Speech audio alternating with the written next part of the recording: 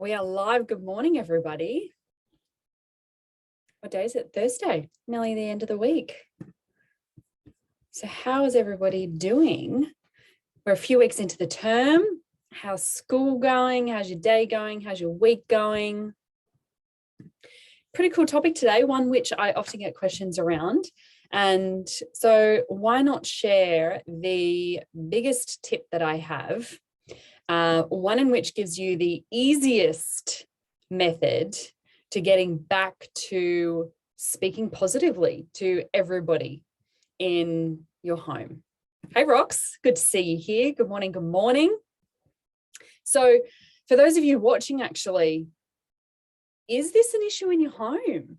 Is speaking positively or calmly one of those things that just seems to get away from you or escape you, or it seems too tricky, too hard, or takes too much effort? Interested to know, interested. Because there's patterns and themes and there's reasons why this occurs. And you know, for those of you who don't know me yet, there's many new members in this group, so welcome, welcome. I'm Jessica McElveen. I'm a child behaviour and family dynamics specialist. So as you can imagine, when I'm working with families in this realm, speaking positively towards each other. And when I say positive, I mean, what that means, it can be different to lots of different people. But when I'm saying that word, what I mean is with a lens of understanding, with a lens of wanting to understand the other person instead of judging their behavior in an instant to be wrong, right? That snappiness, that frustrated feeling or tone of voice coming through. So we're feeling frustrated. We're not understanding why they're doing what they're doing. It's probably inconvenient. We probably have got many tasks on our mind or on our to-do list. So the positive nature, the nature where we're calm and where we're present with that person, whether it's your husband, your wife, your child, you know, that's just not there. It gets harder when you're tired, Rox. Oh yeah, for sure. Definitely, right? So, hey, Stace, good to see you here. We all have those days, Stace, absolutely. And we can all keep improving though, right? We can all keep evolving and changing and understanding more and more why we respond or react in the ways that we do. So usually I'm going to draw today, actually. Some of you, if you've attended any of my live sessions, you know that I don't mind drawing every now and again. It tends to help me explain some concepts. So here we go. If you've got any questions and comments, I can see them. So keep them coming, okay? Keep them coming through. So when we've got a home, and I'm going to do this short, sharp, and sweet, okay? So when we've got a home, and if we've got, whether it's we're not speaking positively to our partner, or we're simply in a rut of not speaking positively to our children, okay? It could be any dynamic in the home. This is generally what's going on, okay? There's a few fun facts, a few you know, rules around human behavior that we cannot deny. And one of those is this: frustration or irritation, okay, which comes out in our communication. And this is generally when we are cranky with our tone of voice and we're not speaking positively towards those that we live with, okay? It only ever usually, okay, when we dial it back, okay, let's just say we've got this is the iceberg, right? Okay. When we dial it back and we get underneath here, okay, when we get beneath the surface and we start asking the why questions, when we dig a little deeper than just this surface level information or understanding, we start to realize that it usually always boils down to an unmet expectation that we have. Now, the thing is that us as humans, busy humans that never get taught this stuff around our own brain, our own psychology, our own unconscious mind, is that we don't ask the right questions of our mind to get to the unmet expectation that we have. It could be, let me give you an example.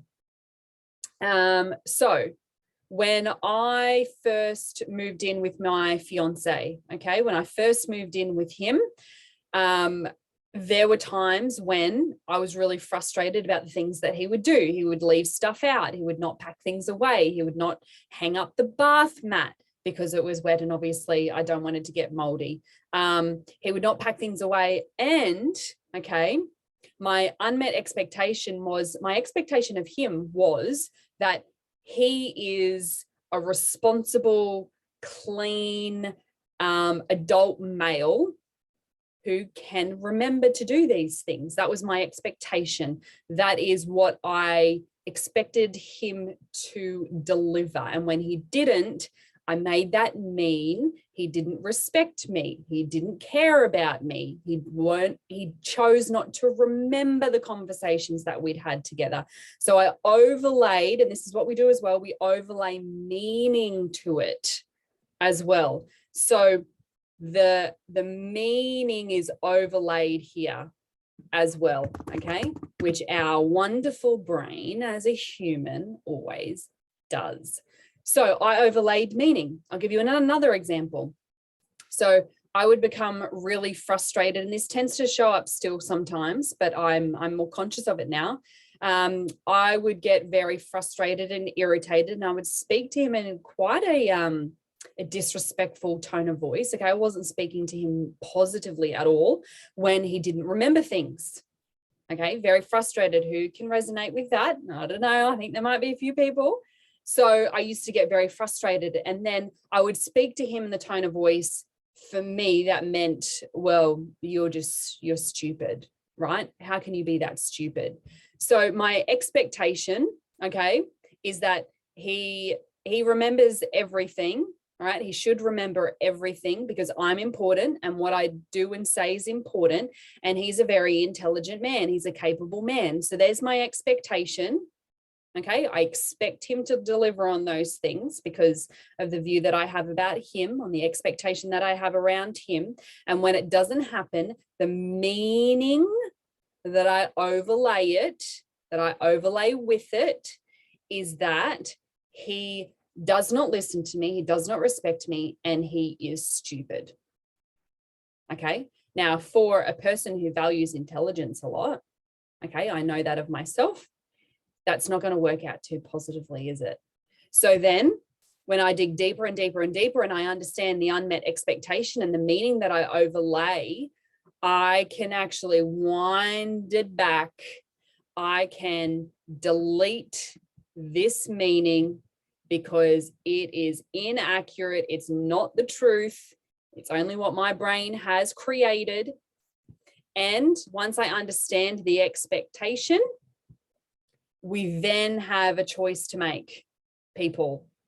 So I wonder then, just pop in the comments then, what are some of the expectations that you have of your children, of your husband, of your wife? What are some of the expectations that they don't meet? Sometimes it will be that there's an expectation that your child will do really well in school, or there could be an expectation that your child is respectful to all adults and all people that they come into contact with. It could be that there's an expectation that when they get home, they know the routine, they pack away their clothes, they pack away their lunch boxes. Okay, there's this expectation, and when it doesn't happen, then all of the meaning comes into play. What's the meaning that overlays that unmet expectation? So when we look at the school stuff, when we look at, well, my child is not doing well in school, or they don't speak respectfully to the teacher, then we've got our meaning overlaid. Well, my child's future is in jeopardy. They won't have a successful future. They don't have respect for their teacher, which means that they are a naughty child, a disrespectful child, and they won't develop great relationships with people when they grow up, right? There are all of these things that start to come into our brain with this unmet expectation. Now, as soon as we can identify the unmet expectation, we have more power, we have more control around our reactions. Now, if we want to speak positively to anybody in our home, we must understand our expectations of everybody, because our reactions and our behaviors towards everybody in our home is generally always coming from this place of expectation. And we expect these things of people, the ones we love the most, the ones we live with, because it either makes us feel good or not so good as well. Okay. So we either feel really great or we feel really bad. So there's discomfort in our bodies. That means we need to avoid that. And then the meaning is, well, they're going to have a terrible future. Avoid, avoid, avoid.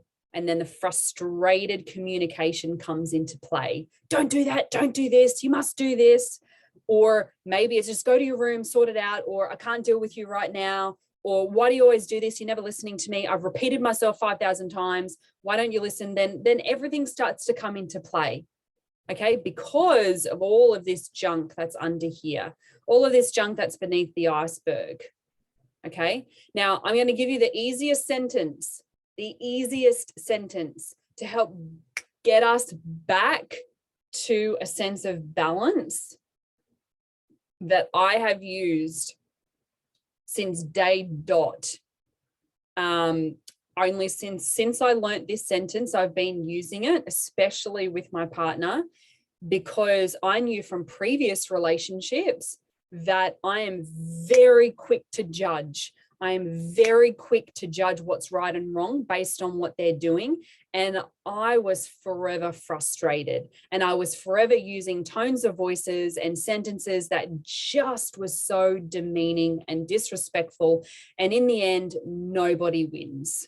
Okay, I had a history of that. I was aware of it, not at the time, but years later. And I didn't want to follow that path again. So this sentence has saved me. And it's going to save you too. And it's not going to be easy. It's simple, but not easy. So this is what I want you to start practicing in your mind when anything happens in your home that you don't like or that you don't understand has happened. Okay. I'm going to assume there's a good reason for this. Now, the point of this sentence is to cut through all of the opinions that will start to form in your mind. As soon as you say that to yourself, your demeanor, your frame of reference, the lens that you see this person or your child through starts to change. So when my partner started leaving everything out on the bench, is it really that hard to put it away after you use it? I would argue not. Okay. So as a very simple example, let's just say it's the jar of peanut butter. He gets it out. He's taken his little spoon filled for a snack in the afternoon and he keeps it out on the bench. All right. He takes his spoon away and the peanut butter is left there and the door is still wide open. Right? I'm frustrated. Okay. Annoyed. Come on. So I say this to myself instead. I'm going to assume there's a good reason for this. And I ask the question. My tone of voice alters when I say this to myself first. And I ask the question, hey babe, is there a reason why the peanut butter is still out? My tone of voice instantly changes. I'm assuming there's a reason. What's the reason? Maybe he wants it again. Maybe he simply forgot. Maybe there's something on his mind that he just can't shake.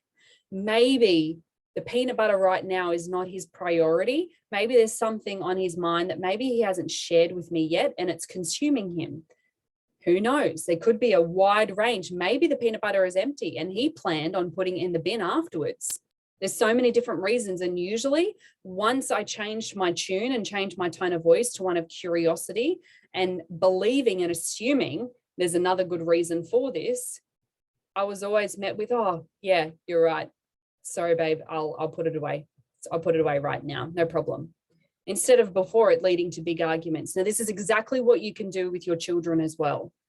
I'm going to assume there's a good reason for this. You can assume there's a good reason for a meltdown. You can assume there's a good reason for your child saying no to you. What could be the reason?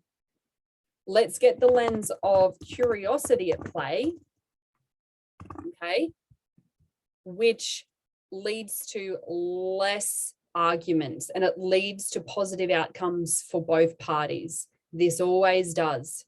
Always. It's when one party is closed off and using a lens of judgment that the language of negativity is coming out for us. And then we go back to, well, what's all this junk under here? So is that making sense? Is that making sense? So this is the sentence that I would love you all to start using. I'm going to assume there's a good reason for this. Start using it today and let me know how you go with it. Let me know what happens in those moments.